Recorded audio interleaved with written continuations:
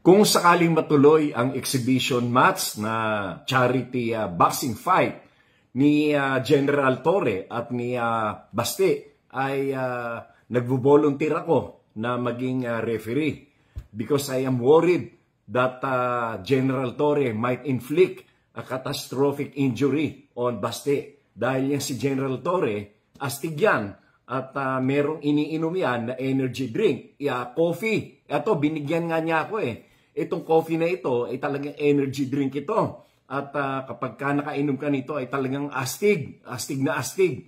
At talagang malakas na malakas ang katawan mo. Kaya ako ay nagwo-worry dyan kay General Torre. Baka ma-carried away siya at masobrahan ang pagsusuntok niya kay Baste. At ayoko naman na magkaroon ng serious injury dyan. Dahil na ito naman ay isang sports game lamang at maganda nga ang layunin ni General Torre Astig na ito ay gawing charity fight. Kaya ako ay willing ako mag-volunteer na referee upang mabilis kumaawat sa kasakali mang magkaroon na ng talagang sakitan.